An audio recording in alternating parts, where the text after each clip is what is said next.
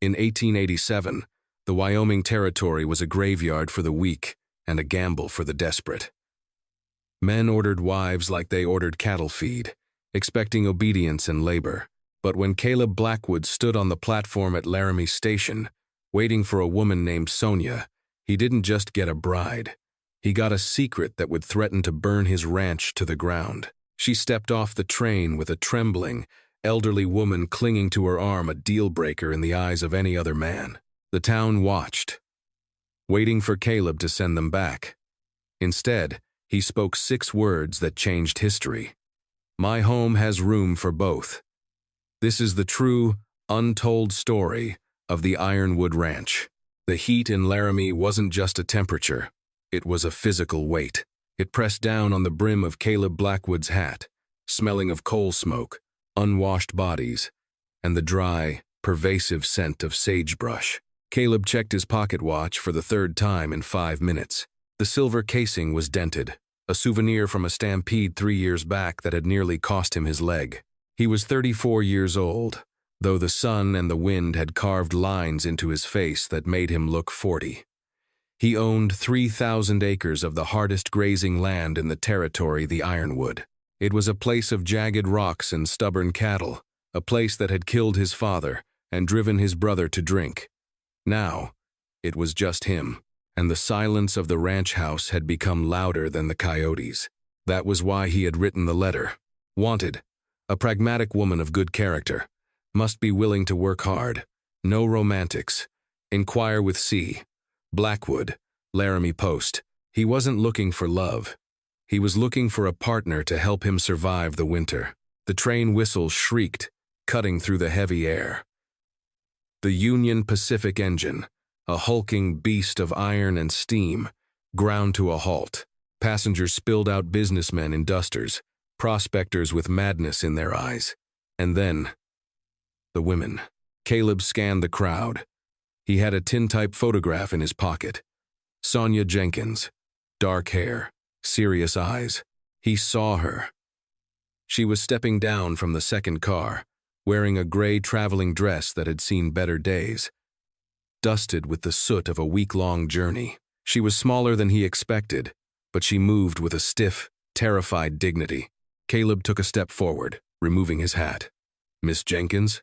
Sonia froze. She looked at him, her eyes wide, scanning his face for cruelty.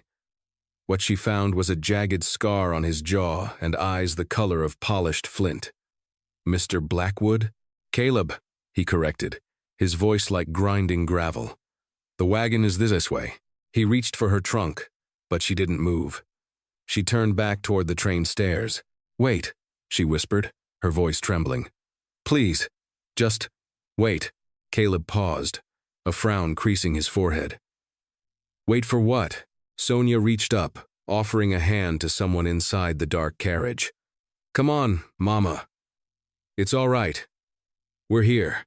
The town of Laramie seemed to go quiet. From the shadows of the train emerged a woman who looked as fragile as a dried leaf. Her hair was white and wispy, her skin translucent. She moved with a shuffling, painful gait, gripping Sonia's hand so hard her knuckles were white. She looked confused, blinking rapidly at the harsh Wyoming sun. Caleb stood frozen. The letter hadn't mentioned a mother.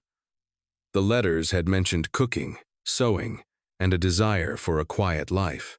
They had not mentioned an elderly dependent who looked like a strong wind would knock her over. A murmur went through the bystanders. A few ranch hands from the neighboring spread, the double T, snickered. "Looks like you got a 2-for-1 deal, Blackwood," one of them jeered. "Did you order a grandmother too?" Sonia's face flushed a deep crimson, but she didn't let go of the old woman's hand. She looked at Caleb, her chin trembling, but her eyes fierce. "This is Martha, my mother. I couldn't leave her. If you send us back, I understand. I have enough money for a ticket to Denver. But I couldn't leave her to die in that poorhouse, Mr. Blackwood. I just couldn't." The silence stretched. It was agonizing. Caleb looked at the young woman, terrified but defiant. He looked at the old woman, who was currently staring at a horse trough with a look of bewildered wonder. He thought of his own empty house. He thought of the winter coming. He thought of the silence. Most men would have walked away. A mail-order bride was a business transaction, and this was a breach of contract. A sick mother meant doctor bills, slow travel, and another mouth to feed that couldn't work the land. Caleb looked at the jeering ranch hands. He put his hat back on, pulling the brim low. He walked past Sonia, reached up, and gently took Martha's other arm to steady her descent to the platform. The old woman looked up at him, her eyes milky and vague. "You got a kindly face," Martha murmured, her voice like cracking parchment. "Are you the doctor?" "No, ma'am," Caleb said, his voice surprisingly soft. "I'm the husband." He looked at Sonia, whose breath had hitched in her throat. He picked up their single, battered trunk with one hand. "My home has room for both," Caleb said. "Let's get you out of this, son." The ride to the Ironwood was 3 hours of jarring bumps and suffocating dust. Caleb sat up front with the reins, while Sonia and Martha sat in the bed of the wagon, nestled among sacks of flour and coffee. Sonia watched the man's back. He hadn't said a word since the station. She was waiting for the anger. She was used to men's anger. It was sudden, loud, and usually accompanied by the smell of cheap whiskey. That was why they had fled Chicago. That was why she had changed their names. But Caleb Blackwood was a void. He drove with a steady competence, occasionally clicking his tongue at the horses. When the ranch finally came into view, Sonia's heart sank. It wasn't the romanticized, sprawling estate she had read about in penny novels. It was a fortress of survival. The main house was built of rough-hewn logs and stone, squat and sturdy against the wind. The barn was massive, but the paint was peeling. The fences needed mending. It looked lonely. "We're here," Caleb announced, pulling the team to a halt. He helped Martha down first. The journey had exhausted the old woman. She was sagging, her eyes closing. "She needs to lie down," Sonia said urgently. Is there a spare room?" Caleb looked at the house. It had 3 bedrooms. One was his. One had been his parents', shut up for 10 years. The other was filled with tack and broken furniture. "Take my room," Caleb said abruptly. "It's the warmest. I'll take the bunkhouse for now."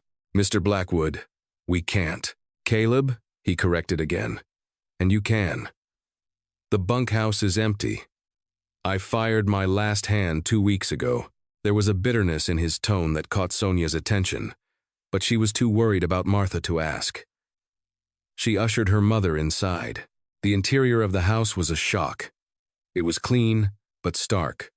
No curtains, no rugs, just bare wood floors, a massive stone fireplace, and furniture made for utility. It smelled of wood smoke and stale coffee. Sonia settled Martha into the large bed covered in a buffalo robe. Within minutes, the old woman was asleep, her breathing raspy. Sonia walked out into the main room. Caleb was standing by the fireplace, lighting a kerosene lamp as the twilight deepened. He looked exhausted. "She has spells," Sonia said, her voice echoing in the empty room. "She gets confused. Sometimes she doesn't know where she is, but she's strong. She can peel potatoes, she can mend clothes, and I work hard, Caleb. I can milk, I can ride, I can shoot if I have to. I promise. We won't be a burden." Caleb turned to look at her. The lamplight cast deep shadows over his scar. "Why did you lie, Sonia?" "I didn't lie," she defended, though her voice lacked conviction. "I just omitted. In this country, an omission can get you killed just as dead as a lie," Caleb said. He walked over to the kitchen table and pulled out a chair. "Sit." She sat. "I need a wife because the bank is breathing down my neck," Caleb said, laying his cards on the table. "The territorial law says a married man can claim an additional 160 acres of homestead land adjacent to his property. There's a spring on that land. The Ironwood needs that water to survive. My neighbor, Stephen Garrett, wants that water. If I'm not married by the 1st of the month, he'll buy it out from under me." Sonia's eyes widened. "So this is a business deal?" Strictly, Caleb lied. He told himself it was a lie. But I'm a man of my word. I married you. Or I will, tomorrow. When the preacher comes, you and your mother are under my protection now. But you need to know that trouble is coming. Stephen Garrett doesn't like losing. I'm used to trouble, Sonia said quietly. Good. Caleb stood up. Because out here, trouble doesn't knock. It kicks the door in. That night, Sonia slept on a pallet on the floor next to her mother. She listened to the wind howling around the eaves of the house. For the first time in months, she didn't check the lock on the door 3 times. She thought of the large, silent man sleeping in the bunkhouse. The man who had lifted her frail mother like she was made of glass. The next morning, the reality of the ranch set in. Caleb was gone before dawn. Sonia found a note on the table. Coffee in the tin. Meat in the smokehouse. Don't wander past the creek. Sonia set to work. She was determined to prove her worth. She scrubbed the pine floors until her knees ached. She found the flour and lard and baked biscuits that were actually edible, unlike the hardtack Caleb had in his pantry. She opened the windows to let the stale air out. By noon, the house smelled of baking bread and lemon oil. Martha was sitting in a rocking chair on the porch, wrapped in a shawl. She seemed lucid today, watching the horizon. This is a hard land, Sonia, Martha said softly. It's a safe land, Mama, Sonia replied, sweeping the porch steps. Nothing is safe, Martha whispered. He's coming. Sonia froze. Who's coming, Mama? The man with the silver eyes, Martha said, her voice drifting. He knows what we took. Sonia's blood ran cold. She knelt beside the chair. Mama, we're in Wyoming. Chicago is 1,000 miles away. Nobody knows us here. Not him, Martha said, shaking her head, looking at the distant hills. The other one. Before Sonia could press her, the sound of hoofbeats thundered into the yard. Sonia stood up, shielding her eyes. It wasn't Caleb. 3 men rode into the yard. They were dressed in fine, dark coats that looked out of place in the dust. The man in the lead rode a massive black stallion. He was handsome in a reptilian sort of way, with a neatly trimmed mustache and a smile that didn't reach his eyes. He reined his horse in and looked down at Sonia. Well now, the man drawled. Caleb didn't mention he had company. You must be the mail-order bride. I'm Mrs. Blackwood, Sonia lied, lifting her chin. They weren't married yet, but she wasn't going to give this man an inch. The man laughed. It was a dry, rasping sound. Not yet, you aren't. Sheriff Reed hasn't filed the papers. I checked. He leaned forward over the saddle horn. I'm Stephen Garrett. I own everything you can see, past that fence line. And soon, I'll own everything inside of it. 2. He looked past Sonia to Martha, sitting on the porch. Martha was staring at Stephen with a look of sudden, piercing clarity. You, Martha said. Her voice wasn't weak anymore. It was sharp. I know you. Stephen Garrett frowned, squinting at the old woman. Excuse me? 1,868, Martha said. Street Lewis. The riverboat Morning Star. Stephen Garrett's face went pale. The smirk vanished instantly. He looked from the old woman to Sonia, and his hand drifted instinctively toward the pistol on his hip. Get inside, Sonia hissed to her mother, sensing the sudden shift in the air. The danger wasn't vague anymore. It was immediate. Who is she? Stephen demanded, his voice dropping to a growl. My mother, Sonia said, stepping between the horse and the porch. And she's senile. She doesn't know what she's saying. She sounds plenty clear to me, Stephen said.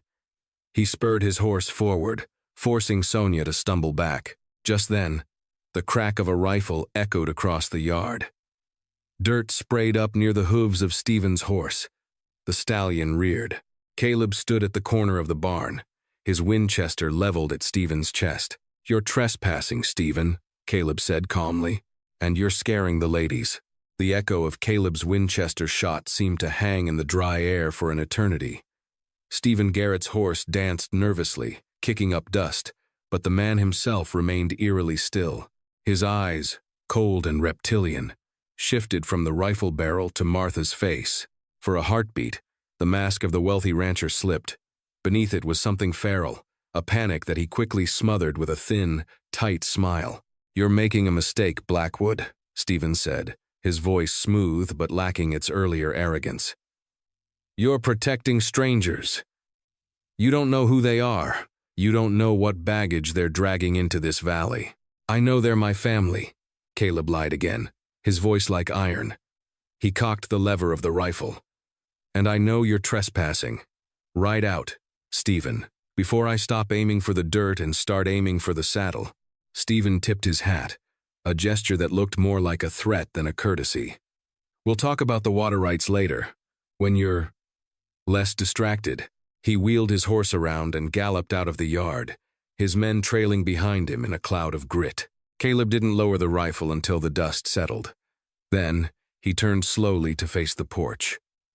The adrenaline was fading, replaced by a cold, hard suspicion. Martha had slumped back into a rocking chair, her brief moment of clarity gone. She was humming a lullaby now, twisting the fringe of her shawl, her eyes fixed on a non-existent point in the distance. "Inside," Caleb said. It wasn't a request. 10 minutes later, the three of them were in the dim kitchen. Caleb placed his rifle on the table with a heavy clatter. He poured a cup of coffee from the pot on the stove and took a long sip, staring at Sonia over the rim. "Start talking," he said. Sonia sat wringing her hands in her lap. "I told you, she has spells. She gets confused." "That wasn't confusion," Caleb cut in. "That was recognition. And Stephen recognized her too. I saw it in his eyes. He looked like he'd seen a ghost." He leaned forward, his voice dropping low. "Who is he to her, Sonia? If I'm going to put my neck on the line for you, I need the truth. All of it." Sonia looked at her mother, who was happily dipping a biscuit into her tea, oblivious to the tension. Sonia took a deep breath, her shoulders sagging. "We aren't from Chicago," Sonia admitted quietly. "We're from Street Louis. My father was a riverboat captain. The Morning Star was his boat. But he died when I was 12. Mama worked as a housekeeper for the wealthy passengers after that. She saw things, heard things." "What kind of things?" "Gambling debts, affairs, blackmail," Sonia whispered. "She was invisible to them, just a maid. But she has a memory like a steel trap.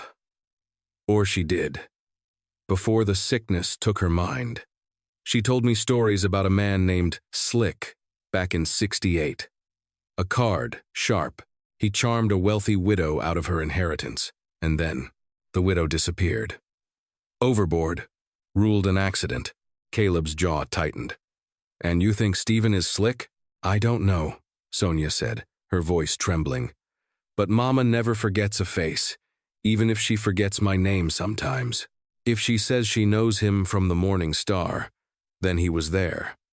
And if he was there, then he's a conman and a killer who reinvented himself as a cattle baron," Caleb finished. He ran a hand over his face. The stakes had just risen, from water rights to murder. "If he thinks she can expose him," Sonia said, "he won't stop at buying your land. He'll burn this place down to silence her." Caleb looked at Sonia. She was terrified, but she hadn't run. She had stood between a horse and her mother. "We get married tomorrow," Caleb said abruptly.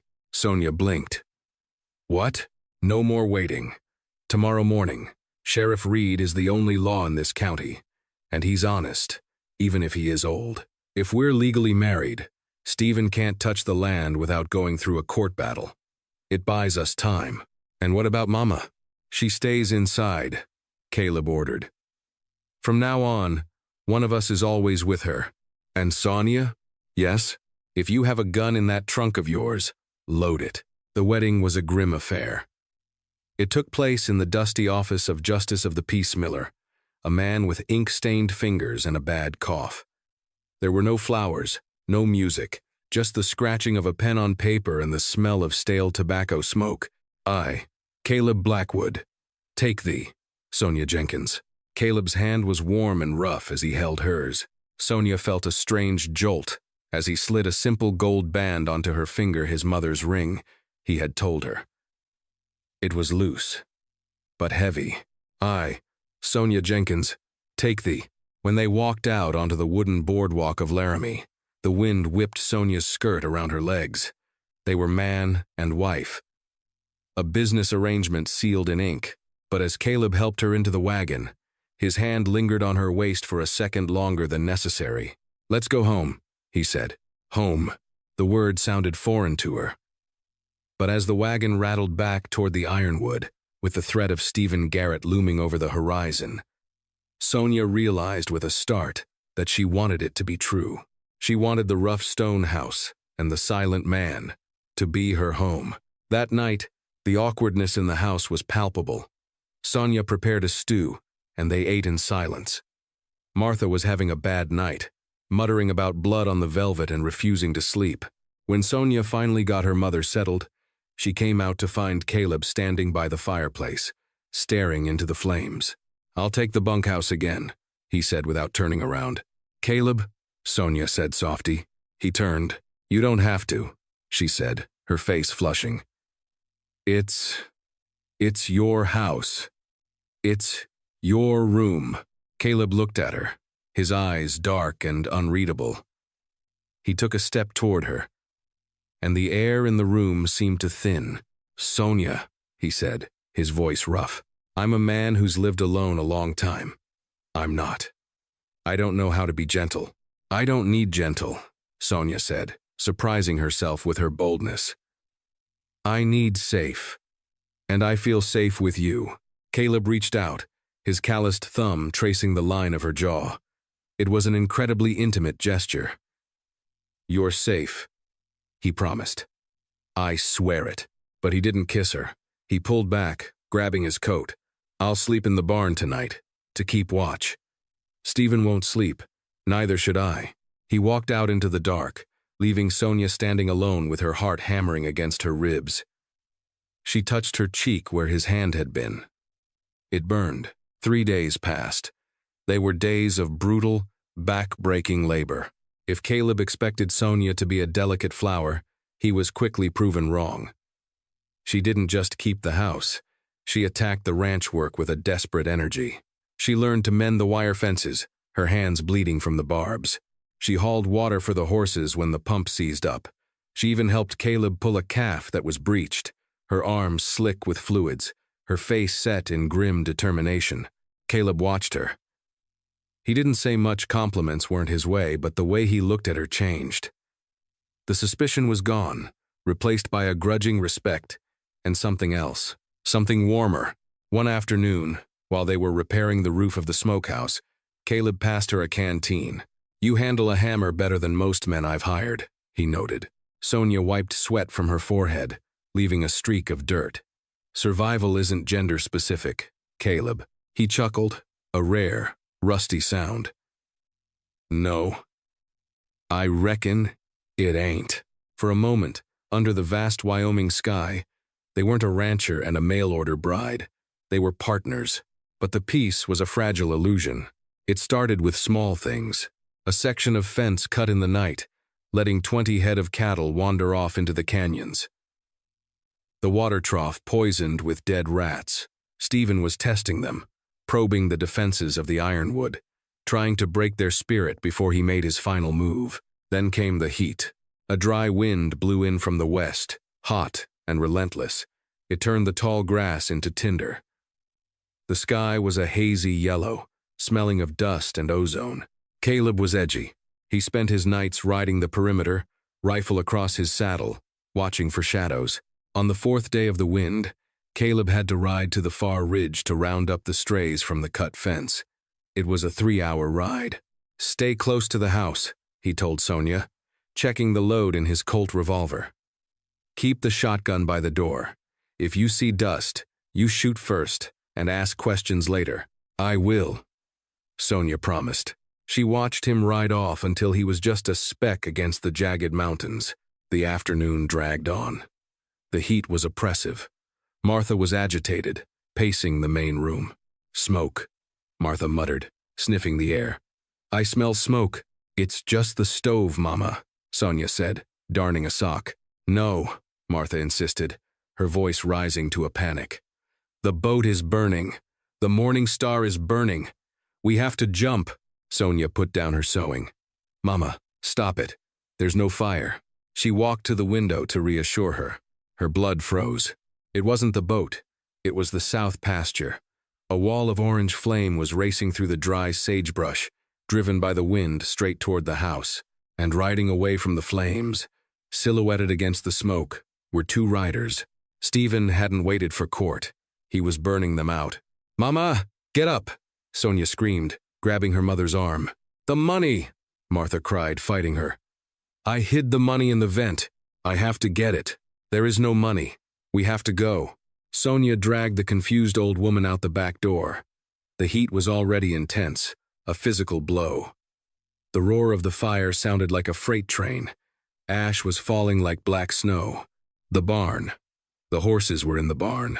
Sonia knew she should run for the creek, but if the horses died, the ranch died. Without the team, they couldn't work. Without the work, they lost everything. "Stay here," Sonia ordered Martha, pushing her behind the stone well. "Do not move." Sonia sprinted toward the barn. The smoke was thick, stinging her eyes, filling her throat with grit. She threw open the heavy doors. The horses were screaming, kicking their stalls in terror. She grabbed a blanket, threw it over the head of the led mare, and fumbled with the latch. Her fingers were shaking. "Easy, girl. Easy." She got the stall open and slapped the mare's flank. The horse bolted out into the yard. Sonia went for the next one. The roof of the barn groaned. Embers were landing on the dry hay in the loft. She got the second horse out, then the third. As she ran back out into the blinding sunlight, she saw the fire had jumped the firebreak. It was licking at the corner of the house. "Mama!" Sonia screamed. Martha was gone. Panic, cold and absolute, washed over her. Sonia spun around, coughing, her eyes streaming. "Mama?" She saw a flash of white near the burning porch. Martha was trying to go back inside the house. "No," Sonia didn't think. She ran. She tackled her mother just as a burning beam from the porch roof collapsed with a thunderous crash, landing exactly where Martha had been standing a second before. They rolled into the dirt, coughing and gasping. The heat was searing. "My satchel," Martha wept, clutching at the dirt. "The proof." "I have the proof." Sonia ignored her. She dragged her mother toward the creek, the only safe place left. They slid down the muddy bank into the shallow water, huddling against the wet stones as the world above them turned into an inferno. They stayed there for an hour, listening to the destruction of the ironwood. When the roaring finally subsided, replaced by the crackle of dying embers, Sonia heard a new sound, the thunder of hooves. She looked up over the bank. Caleb was galloping through the smoke, his face a mask of pure terror. He leaped from his horse before it had even stopped, his boots kicking up ash. "Sonia!" His voice broke, a raw, guttural scream. "Sonia!" Sonia stood up from the creek, muddy, wet, her dress singed, her face black with soot. She helped Martha stand. "We're here," she croaked. Caleb spun around.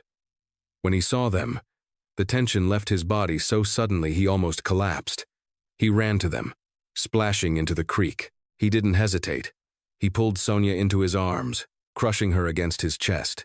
He buried his face in her smoky hair, shaking. "I saw the smoke," he gasped. God, I thought I lost you." Sonia held on to him, feeling the frantic beating of his heart against hers.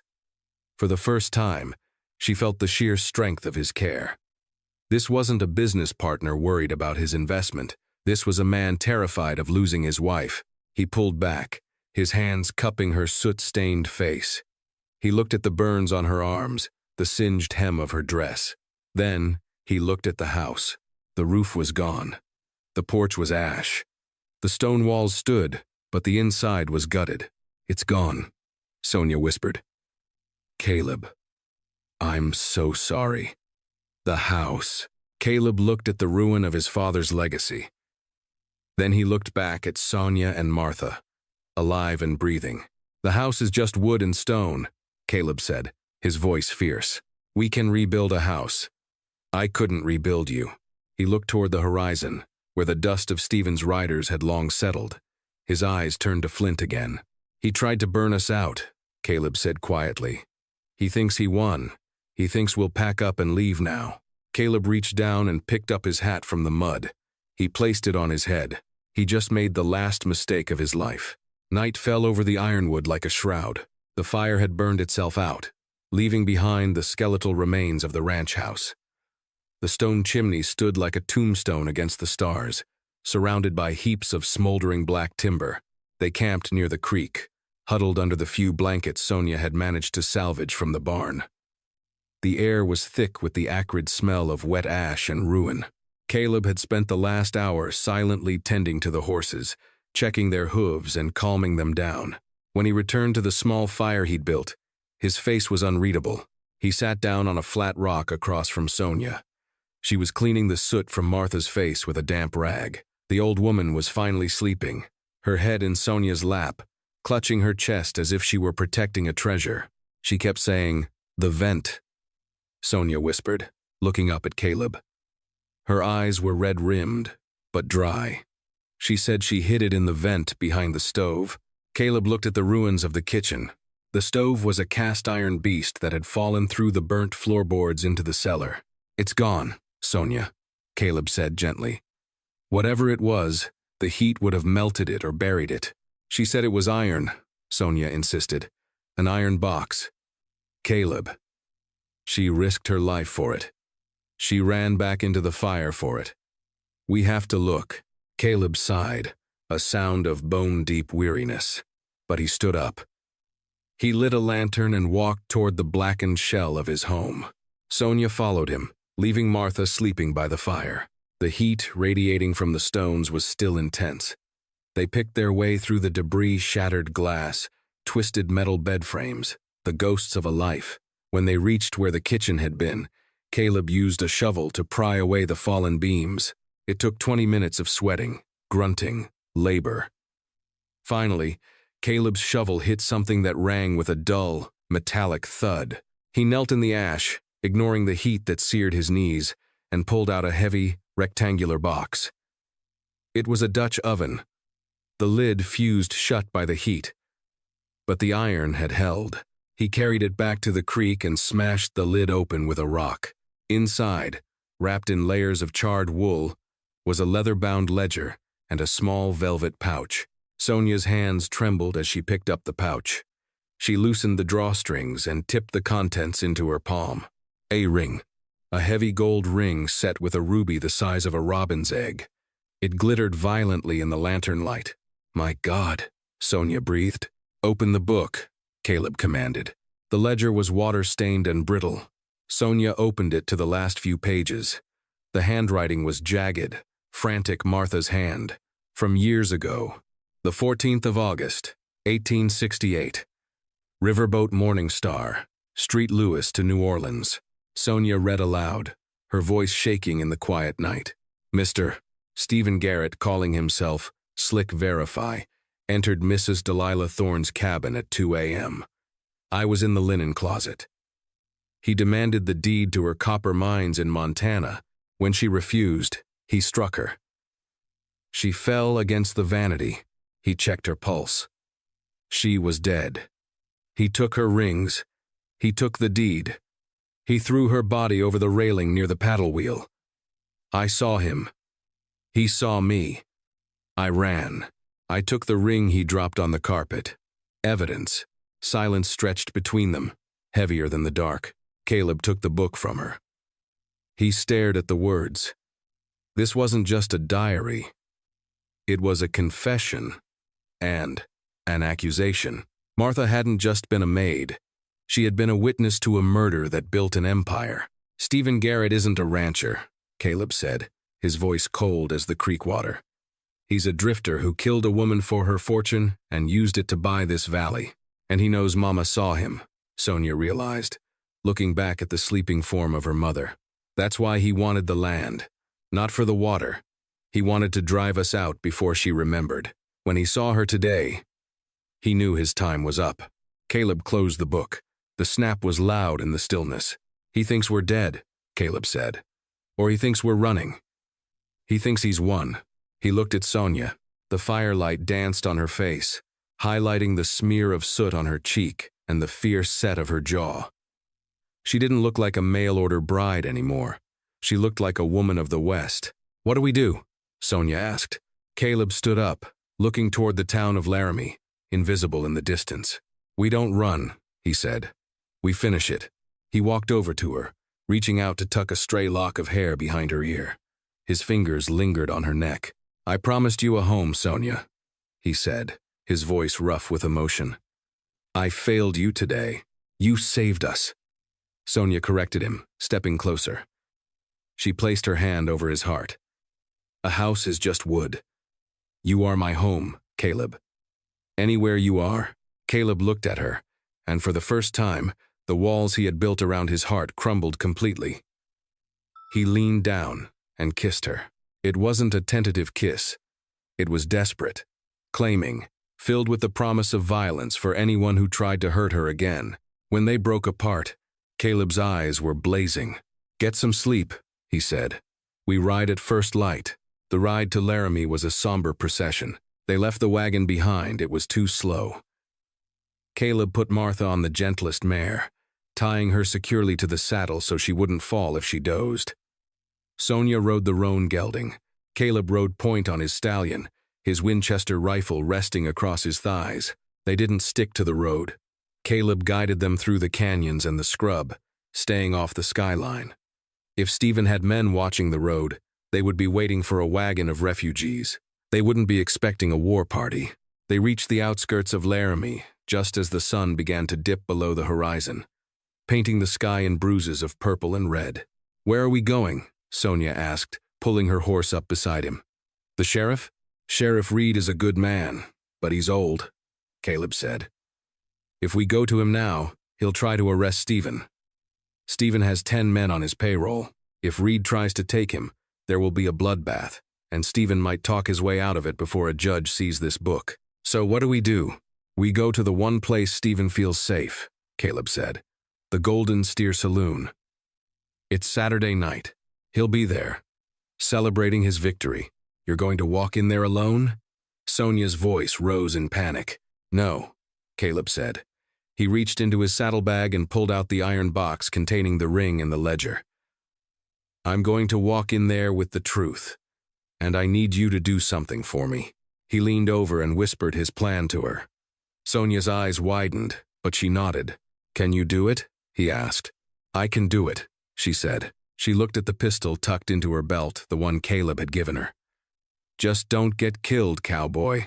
Caleb gave her a grim smile. Not today. The Golden Steer was roaring. Piano music spilled out into the dusty street, mixing with the sound of laughter and clinking glass. Inside, the air was thick with smoke. Stephen Garrett sat at the best poker table in the room, surrounded by his sycophants. He was dressed in a pristine white suit, a glass of whiskey in his hand. He looked like a king holding court. To expansion, Stephen toasted, raising his glass. And to the unfortunate accidents that sometimes clear the way for progress. His men laughed, drinking deeply. The batwing doors of the saloon swung open. The laughter didn't die immediately. It tapered off, slowly, as people noticed the man standing in the doorway. Caleb Blackwood looked like a specter rising from the grave. His coat was singed. His face was streaked with soot and dried blood. He held his Winchester in one hand, barrel pointed at the floor, but his finger was on the trigger guard. The silence spread outward from the door until the piano player noticed and stopped mid-chord. Stephen Garrett slowly lowered his glass. His face twitched. For a second, he looked like he was seeing a ghost. Caleb, Stephen said, his voice tight. We heard about the fire. A tragedy. Truly. Save it, Stephen, Caleb said. His voice wasn't loud, but it carried to every corner of the room. He walked forward, his spurs jingling on the floorboards. The crowd parted for him like the Red Sea. You're trespassing on a private celebration, one of Stephen's hired guns snarled, standing up. Caleb didn't even look at him. He kept his eyes locked on Stephen. Sit down, boy.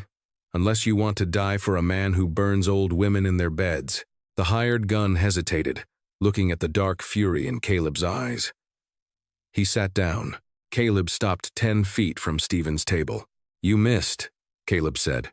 Stephen's smile was brittle. "I don't know what you're talking about." "You burned my home," Caleb said.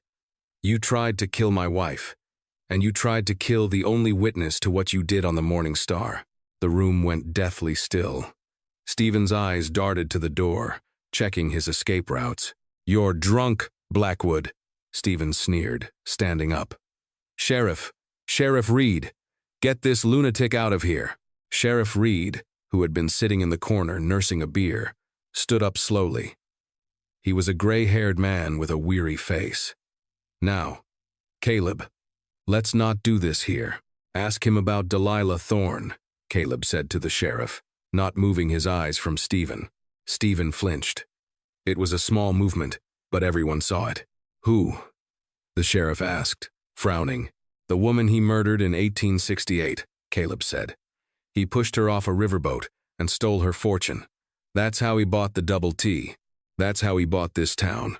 "Lies," Stephen roared. "He's crazy. He's grieving the fire and he's lost his mind. Boys, throw him out." 2 of Stephen's men reached for their guns. Click. The sound of a double-barreled shotgun cocking came from the balcony above the bar. Everyone looked up. Sonia stood at the railing. She looked like an avenging angel in a soot-stained dress. The shotgun was leveled directly at Stephen Garrett's chest. "Nobody moves," Sonia said, her voice ringing clear and hard. "Or Stephen dies first." Beside her, leaning on the railing, was Martha. The old woman looked down at the man in the white suit. "Hello, Slick," Martha said. Stephen went pale. Sonia reached into her pocket and pulled out the ruby ring. She held it up, the jewel catching the light of the chandelier. "Does this belong to you, Mr. Garrett?" Sonia called out. "Or does it belong to the woman buried at the bottom of the Mississippi?" Sheriff Reed looked at the ring. He looked at Stephen's pale, sweating face. He looked at Caleb, who hadn't flinched. The sheriff walked over to Stephen's table. "Stephen," the sheriff said, his voice losing its deferential tone. "That's a mighty specific accusation." "It's a frame-up," Stephen screamed, backing away. "They planted it." "This ledger wasn't planted," Caleb said, throwing the iron box onto the poker table. It landed with a heavy thud, cracking the wood. "It's been buried in my cellar. It's got dates, names, amounts. It's got your real name." Stephen looked at the box. He looked at the gun in Sonia's hands. He looked at the sheriff moving toward him. The animal panic took over. Stephen drew his pistol. He wasn't aiming at Caleb. He was aiming at the sheriff, his only obstacle to the back door. "No!" Caleb shouted. The room exploded in noise. The sound of Stephen Garrett's gunshot was deafening in the enclosed space of the saloon. Sheriff Reed crumpled backward, clutching his shoulder, blood instantly blooming on his gray shirt. Pandemonium erupted.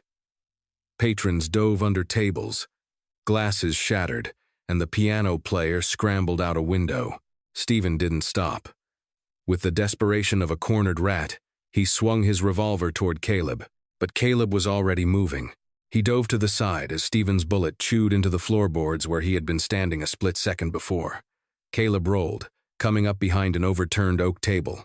"Kill him!" Stephen screamed to his men, scrambling backward toward the rear exit. "Kill them all. $5,000 to the man who drops Blackwood." 3 of Stephen's hired guns hesitated, hands hovering over their holsters. $5,000 was a fortune. Greed flickered in their eyes. Boom. The chandelier above them exploded in a shower of crystal and sparks. Sonia stood on the balcony, smoke curling from the barrel of the shotgun she had just fired into the ceiling.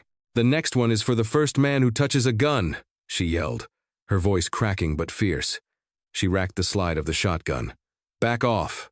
The hired guns froze.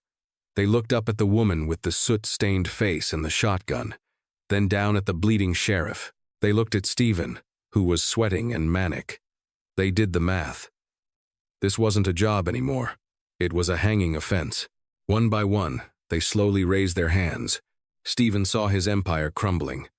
With a snarl of rage, he abandoned his men and bolted for the back door. "No, you don't," Caleb growled. He vaulted over the table, ignoring the glass slicing his hands. He sprinted after Stephen, bursting through the back door into the cool night alley. Stephen was fumbling with the reins of a horse tied to the rail, trying to mount. He saw Caleb and spun around, raising his gun. "It's mine!" Stephen shrieked, his face twisted. "The land, the water, I earned it. You stole it," Caleb shouted, stepping into the moonlight. "You killed for it," Stephen fired. The bullet grazed Caleb's arm, tearing through his coat. Caleb didn't flinch. He racked the lever of his Winchester, the sound crisp and final. "Drop it, Stephen.